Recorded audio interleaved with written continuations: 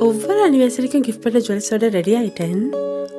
But இன்னைக்கு எப்பவுமே நம்பிக்கையான கிருஷ்ணிகா ஜுவல்லர்ஸின் நியூ டிசைன்.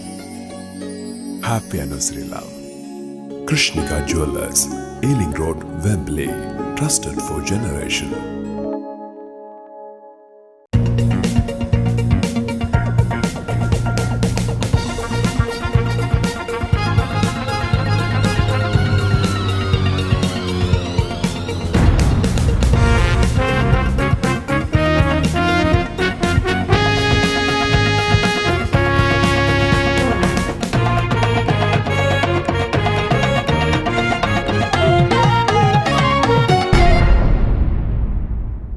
அனைத்துலக உயிரோடை தமிழ் ILC தமிழ் உயிரோடை தமிழில் அன்பர்களே, உலக நகர்வுகள் நிகழ்ச்சி.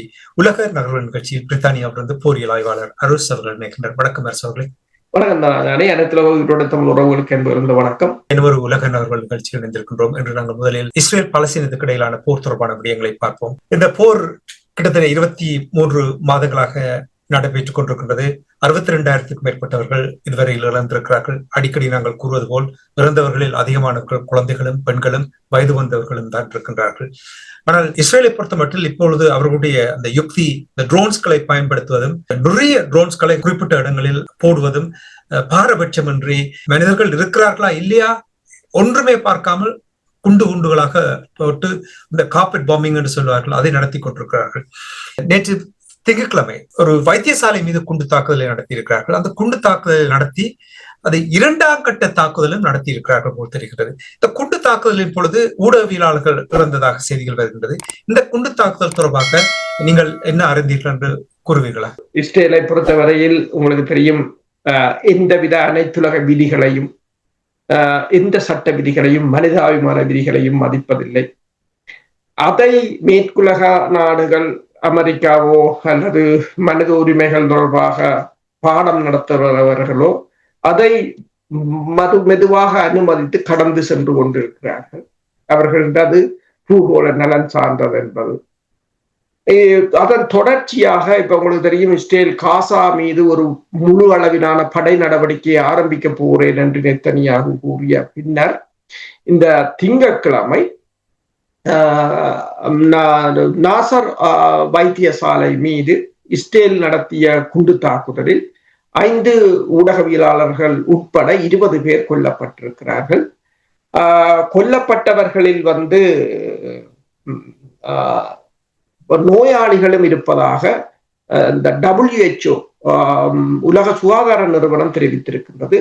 அதன் தலைவர் ட்ரெடோஸ் கேப்ரியஸ் அவர் கூறியிருக்கின்றார் 50 பேர் காயமடைந்திருக்கிறார்கள், அதில் நோயாளிகளும் காயமடைந்திருக்கிறார்கள் என்று.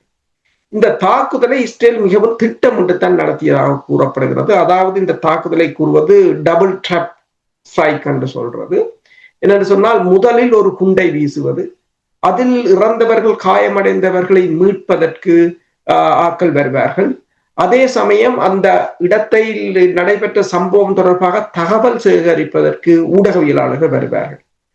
அப்ப அந்த நேரம் பார்த்து 2வது குண்டை வீசி இருக்கிறார்கள். அதுதான் டபுள் டேப் ஸ்ட்ரைக் என்று சொல்றது.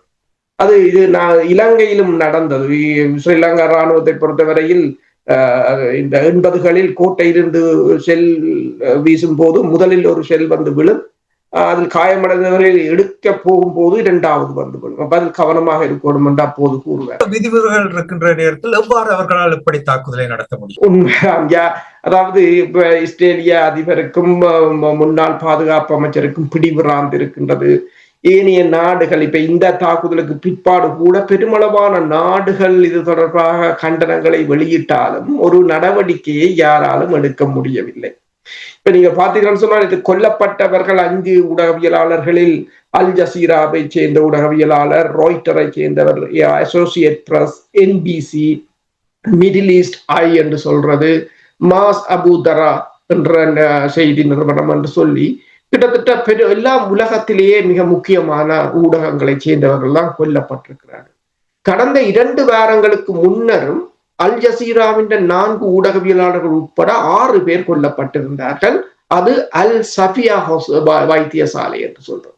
இப்ப தாக்குதல் நடைபெற்ற இடமும் வைத்தியசாலைகள், தாக்கக்கூடாத வைத்தியசாலைகளை தாக்கியிருக்கிறார். கொல்லப்பட்டவர்களும் ஊடகவியலாளர்கள் கொல்லப்பட்டிருக்கிறார்கள். இதுவரையில் கிட்டத்தட்ட 240 ஊடகவியலாளர்கள் இந்த தாக்குதலில் கொல்லப்பட்டிருக்கிறார்கள். அதில் 11 பேர் அல் ஜசீரா நிறுவனத்தைச் சேர்ந்தவர்கள் கொல்லப்பட்டிருக்கிறார்கள். இந்த தாக்குதலுக்கு பின்னர் பிரித்தானியாவின் வெளிவார அமைச்சர் டேவிட் லாமி கூறியிருக்கிறார் ஹாரிஃபைட் அட்டாக் என்று சொல்லி. மற்றது UN சொல்லி இருக்கிறது அக்கௌண்டபிலிட்டி தேவை என்று சொல்லி, நீதி விசாரணை தேவை என்று சொல்லி இருக்கின்றது. முதல் தடவையாக இந்த இதுவரை காலமும் எவ்வாறு இந்த மேற்குலக ஊடகங்கள் Wall Street Journal, New York post, New York times, Washington post, இந்த ஊடகங்கள் எவ்வாறு செய்திகளை வெளியிடுவார்கள் என்று சொன்னால், காசாவில் இடம்பெற்ற தாக்குதலில் 20 பேர் பலி, ஊடகவியலாளர் பலி. அப்ப யார் தாக்கினு தெரியாது. இஸ்ரேல் என்ற பேரை அவர்கள் போடுவதில்லை. காசாவில் இடம்பெற்ற தாக்குதல் என்றால் அது அப்படியே தான் இருக்கும். ஆனால் இந்த முறை இந்த தாக்குதல் தொடர்பாக Wall Street Journal, New York post, Washington post, associate press, New York times எல்லாம் தகவலை வெளியிட்டிருக்கிறார்கள். எல்லோரும் அதாவது இஸ்ரேல் மேற்கொண்ட தாக்குதலில் 5 ஊடகவியலாளர்கள் கொல்லப்பட்டதாக கூறியிருக்கிறார்கள். UNRWA என்ற பலஸ்தீனத்தில் இயங்குகின்ற உதவி அமைப்பு, ஐநாவின் உதவி அமைப்பு, அது கூறியிருக்கின்றது இந்த ஊடகவியலாளர்களை பாதுகாப்பதற்கான நடவடிக்கைகள் உடனடியாக மேற்கொள்ளப்பட வேண்டும் என்று. நான் முதல் கூறியது போல கிட்டத்தட்ட 240 ஊடகவியலாளர்கள் கொல்லப்பட்டிருக்கிறார்கள். பெருமளவானவர்கள் காயமடைந்திருக்கிறார்கள். பல சந்தர்ப்பங்களில் திட்டமிட்டே ஊடகவியலாளர்களை கொல்ல வேண்டும் என்றே கொண்டிருக்கிறார்கள். நான் நினைக்கிறேன் ஓரிரு வாரங்களுக்கு முதல் கூட கதைத்தேன். ஒரு ஊடகவியலாளர் ஆவணப்படத்தை எடுத்த போது அவரை அந்த ஆவணப்படத்தை எடுக்க விடாமல் இருப்பதற்கு அவரை படுகொலை செய்திருந்தார்கள். ஏனென்றால் காசா தொடர்பான ஆவணப்படத்தை அவர்கள் எடுத்து வெளியிட்டால் உலகத்தில ஆதரவுகள் அவர்களுக்கு கிடைத்துவிடும் என்பதற்காக படுகொலை செய்திருந்தார்கள். அப்ப பெருமளவான ஊடகவியலாளர்களை அவர்கள் தெரிந்தேதான் படுகொலை செய்திருக்கிறார்கள். இது தொடர்பாக அமெரிக்க அதிபர் டொனால்ட் ட்ரம்பிடமும் கேள்வி கேட்கப்பட்ட போது அவர் வளமையான பாணியில் ஐ am not happy about it என்றுதான் சொல்லியிருக்கிறார். இதை நிறுத்த வேண்டும், இதை பற்றி எனக்கு தெரியாது, அப்படி இருந்தாலும் இது தொடர்பாக நான் மகிழ்ச்சி அடையவில்லை என்று சொல்லிவிட்டு போய்விட்டார். ஆனால் பிரச்சனை என்னவென்று சொன்னால், ஊடகவியலாளர்கள், வைத்தியசாலைகள், மனிதாபிமான பணியாளர்களுக்கே இந்த நிலைமை என்றால் நீங்கள் யோசித்து பார்க்கலாம் அங்கு வருகின்ற மக்களின் நிலைமை எவ்வாறு இருக்கு. இந்த ஊடகங்களை பார்த்து கொண்டிருக்கும் பொழுது அரசுகளே நிறைய தடவைகள் நான் கேட்ட பொழுது கூறுகிறார்கள், பல துறைசார் நிபுணர்கள், ஆய்வாளர்கள் கடந்த காலங்களில் நடந்த போரின் பொழுது அவர்கள் பெற்ற அனுபவங்கள் இவை எல்லாவற்றையும் வைத்து அவர்கள் ஒரு முடிவுக்கு வந்திருக்கிறார்கள்.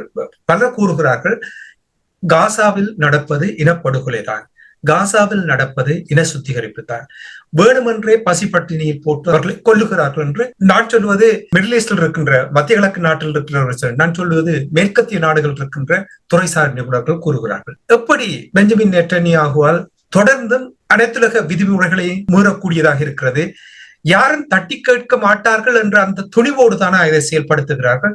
அப்படி என்றால் இப்ப அமெரிக்காவே விடுங்கள், சரி, அமெரிக்கா தான் உங்களுக்கு தெரியும் முழுதாக நிபந்தனையற்ற ஆதரவு வழங்குகிறது. ஏனைய நாடுகள் எவ்வாறு இதை நியாயப்படுத்த போகிறார்கள்? எப்படி இஸ்ரேல் இந்த தொடர் தாக்குதலை நடத்த முடியும்? தொடர் சர்வதேச சட்டங்களை மீறும்.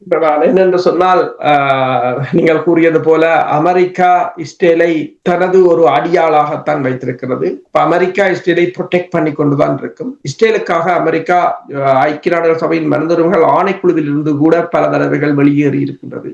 அதில் இணையாமல் கூட இருக்கின்றது. ICCயில் கூட அமெரிக்காவும் இல்லை. என்னென்று சொன்னால், ஏனைய நாடுகளை நீங்கள் பார்த்தீர்கள் என்று சொன்னால் ஐரோப்பிய ஒன்றியமும் இதில் ஒரு பங்குதாரராகத்தான் இருக்கின்றது. தங்கள் நலனுக்காக இஸ்ரேலை பயன்படுத்துவதில் அவர்களும் அதற்கு இந்த இஸ்ரேலின் அத்தனை குற்றங்களுக்கும் துணை போவர்களாகத்தான் இருக்கிறார்கள்.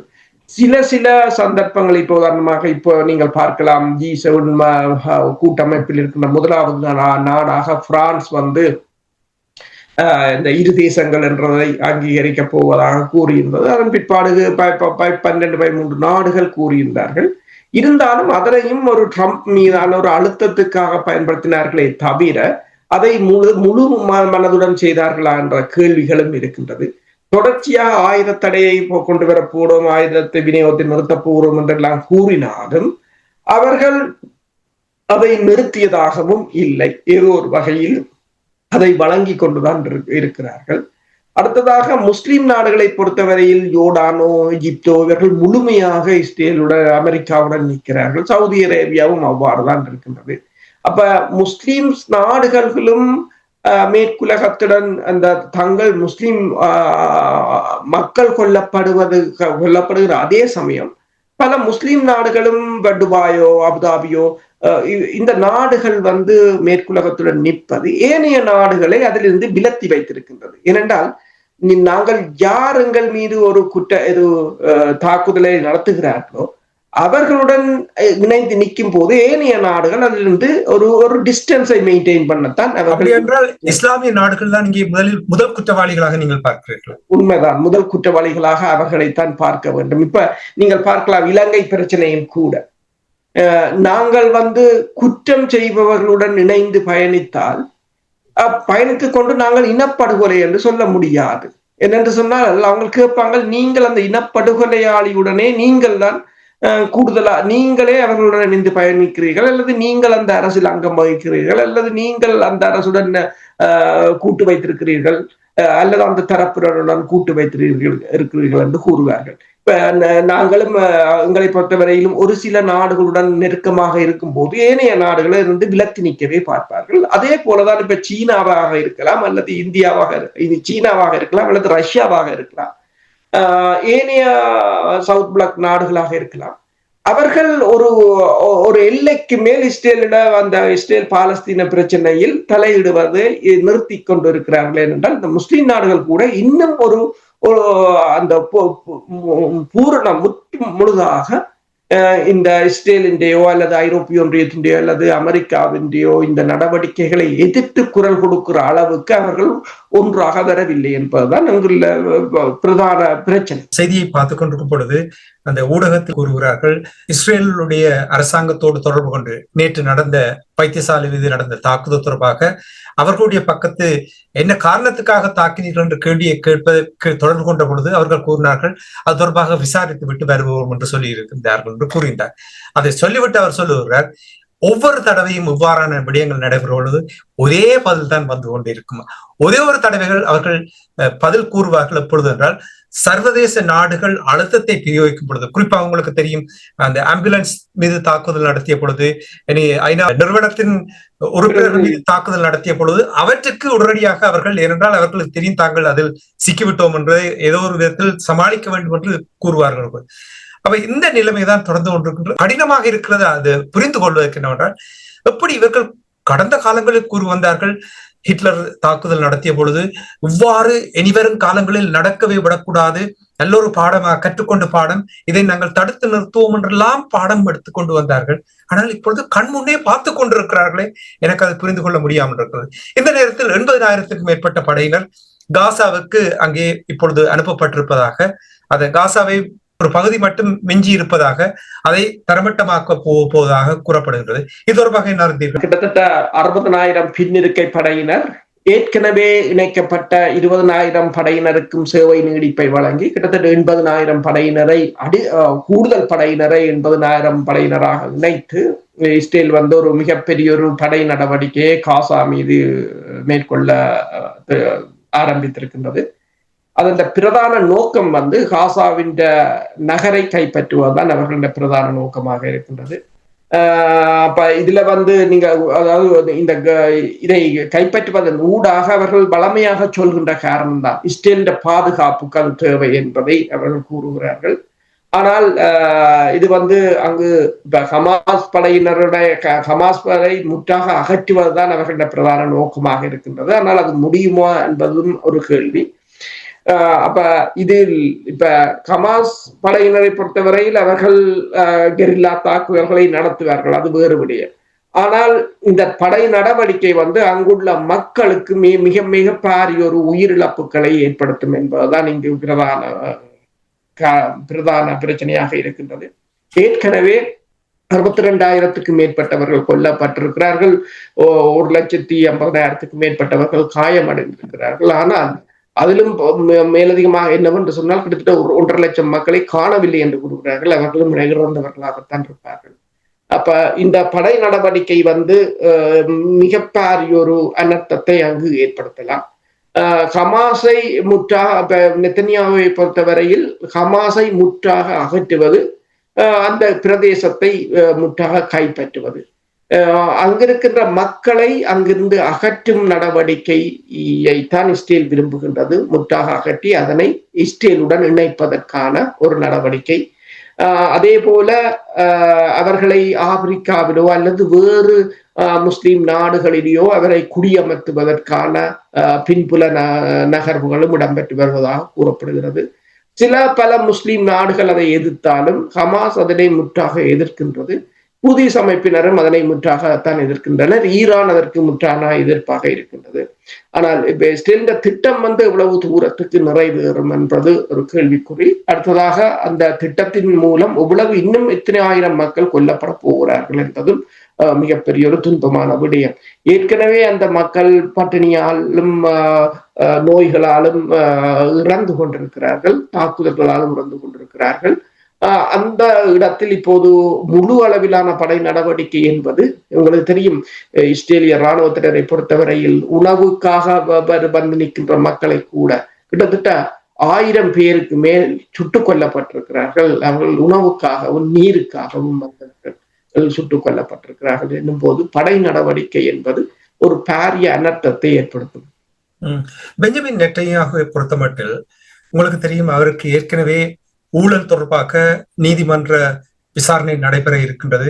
நிச்சயமாக அதனூடாக அவர் சிறைவாசம் அனுபவிப்பதற்கான முழு ஆதாரங்களும் இருக்கின்றது, அதற்கான முழு சாத்தியங்களும் இருக்கின்றது என்று கூறுகின்றார்கள். ஆனால் இந்த போர் வந்ததும் அவர் அதை தனக்கு சார்பாக பயன்படுத்தி இந்த போரை தொடுத்து கொண்டிருக்கின்றார்.